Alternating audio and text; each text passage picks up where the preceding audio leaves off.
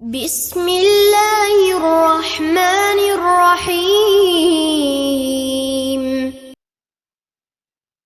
حضرت ابو ہریرہ رضی اللہ عنہ سے روایت ہے کہ رسول اللہ صلی اللہ علیہ وسلم نے فرمایا، جب امام سمع اللہ لمن حمدہ کہے تو تم اللہم ربنا ولک الحمد کہو۔